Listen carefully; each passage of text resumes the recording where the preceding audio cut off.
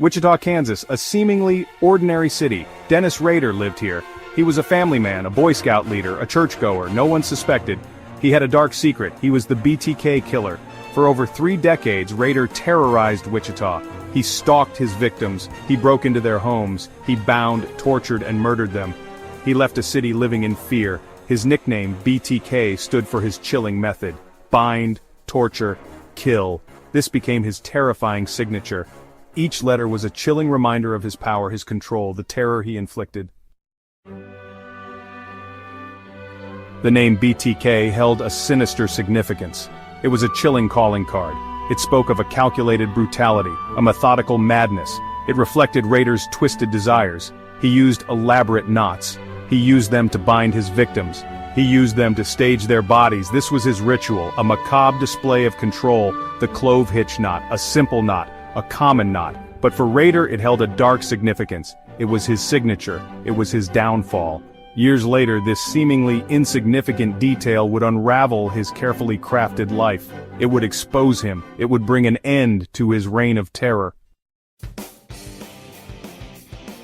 January 15, 1974. The Otero family's life changed forever. Joseph, Julie, Josephine, and Joseph Jr. became Rader's first victims. He entered their home. He held them captive. Then, he ended their lives. He took his time with his victims. He relished their fear. He documented his crimes. He photographed their bodies in grotesque poses. This was more than murder. This was a spectacle for Rader. The Otero murders sent shockwaves through Wichita. Fear seeped into the community. The city was on edge. Who was this monster? The question haunted everyone. Rader craved attention. He craved notoriety. He wanted the world to know his work. So he began a twisted game, a cat-and-mouse chase with the authorities. He sent letters to the police. He sent letters to the newspapers. He taunted them with details of his crimes. He included cryptic messages, puzzles, drawings. His letters were a chilling window into his mind. They revealed his arrogance, his narcissism, his belief that he was smarter, that he was always in control. The police were baffled. They chased every lead, every clue, but Rader remained elusive. He was a ghost, a phantom. Section 5. Living a Double Life, the Illusion of Normalcy. While Wichita lived in fear, Rader maintained a facade. He was the epitome of normalcy, a man who seemed to have it all together. His neighbors saw him as a friendly face, always ready with a smile. But behind that smile was a chilling secret. He was a pillar of the community, a devoted husband, a loving father, a Boy Scout leader. He attended church every Sunday, never missing a service. To the outside world, he was the perfect citizen, the kind of man you could trust with your children. No one suspected the monster hiding in plain sight. He blended in seamlessly, never raising an eyebrow. His ability to mask his true nature was nothing short of extraordinary. He was the wolf in sheep's clothing. He lived a seemingly ordinary life. He mowed his lawn, chatted with neighbors, and participated in local events. His routine was meticulously crafted to avoid suspicion.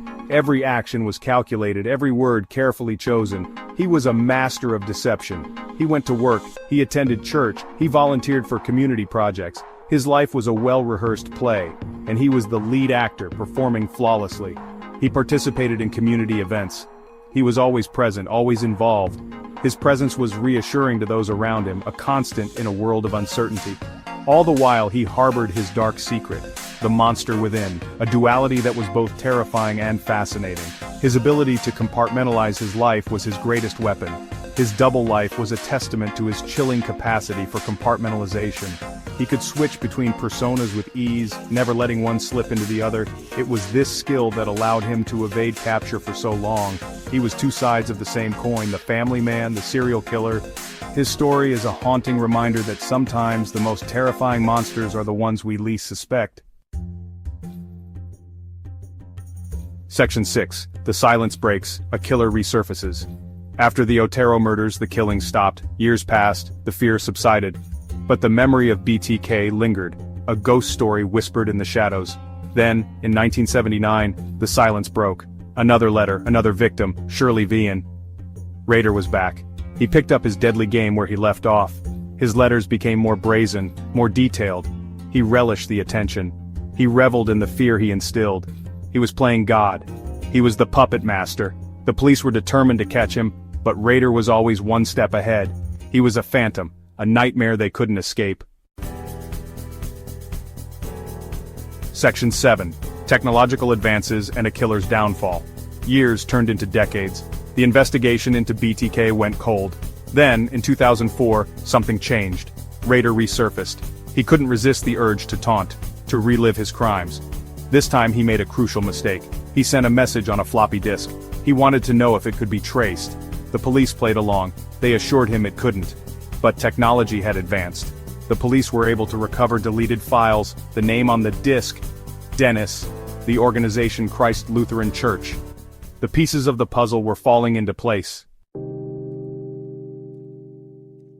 Section 8. Unmasking the Monster Confession and Conviction. This chapter delves into the chilling and dramatic events that led to the capture and conviction of one of the most notorious criminals in Wichita's history.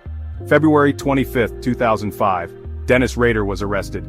The arrest was the culmination of years of painstaking investigation and relentless pursuit by law enforcement. The man who had terrorized Wichita for decades was finally caught. The news of his capture spread like wildfire, bringing a mix of relief and disbelief to the community. He was the unassuming churchgoer, the Boy Scout leader, a man who blended seamlessly into the fabric of everyday life, hiding his dark secrets behind a mask of normalcy. Faced with overwhelming evidence, Rader confessed. His confession was not just an admission of guilt, but a detailed recounting of his heinous acts, leaving no doubt about his culpability. He confessed to the murders of 10 victims. Each confession was a dagger to the hearts of the victims' families, reopening old wounds and creating new ones. He described his crimes in chilling detail. The cold, methodical manner in which he recounted his actions sent shivers down the spines of everyone present. His words sent shockwaves through the courtroom. The horror and disbelief were palpable as he laid bare the extent of his monstrosity. The man who had projected an image of normalcy was a monster in disguise. He showed no remorse, no empathy. His cold, emotionless demeanor was a stark contrast to the pain and suffering he had inflicted. He seemed to relish the attention, the notoriety. The media frenzy that surrounded his trial only seemed to fuel his twisted sense of accomplishment. In August 2005, Rader was sentenced to 10 consecutive life sentences. Justice was served. The courtroom erupted in a mix of relief and sorrow as the judge delivered the final sentence, but the scars of his crimes ran deep. The community would never be the same. The memories of his victims and the pain he caused would linger for generations, a dark chapter in the history of Wichita. Section 9. The Aftermath, Living with the Scars of Evil. The impact of Rader's crimes on Wichita was profound. The city, once a symbol of Midwestern tranquility, was now marred by an undercurrent of fear and suspicion. The serene streets and friendly neighborhoods were overshadowed by the haunting memories of his heinous acts. He shattered the city's sense of security. The once peaceful community now lived in constant fear, with every creak and shadow becoming a potential threat. The trust that bound neighbors together was eroded, replaced by a pervasive sense of paranoia. He left behind a legacy of fear, pain, and mistrust. Families who once felt safe in their homes now grappled with the trauma of his actions. The emotional scars ran deep, affecting not just the direct victims but the entire community. The families of his victims were left to pick up the pieces. They faced the daunting task of rebuilding their lives amidst the ruins of their shattered dreams. The grief was palpable, a constant reminder of the loved ones they had lost, to grapple with their loss. Each day was a struggle to find meaning and solace in a world that had been irrevocably altered. The pain of their absence was a heavy burden, one that time could never fully heal. To make sense of the senseless, the randomness of his crimes left many questioning the very nature of evil. How could such darkness exist in the heart of their community? The search for answers was a journey fraught with anguish and despair. Their lives were forever changed. The shadow of Rader's actions loomed large, casting a pall over their daily existence. Every anniversary, every mention of his name, reopened old wounds, making it clear that the past was never truly behind them. Rader's case became a chilling reminder that monsters can hide in plain sight. The friendly neighbor, the unassuming colleague, anyone could harbor a dark secret. This realization shattered the illusion of safety and normalcy that many had taken for granted. It highlighted the darkness that can lurk beneath the surface of seemingly ordinary lives. The facade of normalcy was just that, a facade. Beneath it, the potential for evil lay dormant, waiting for the right moment to reveal itself. The BTK killer may be behind bars, but the terror he inflicted will forever be etched in the memory of Wichita. His capture brought a semblance of closure, but the psychological scars remained. The community's collective psyche was forever altered, a testament to the enduring impact of his reign of terror. A chilling reminder of the fragility of life and the darkness that can reside in the human heart. The story of Rader serves as a stark warning of the potential for evil within us all, urging vigilance and compassion in equal measure.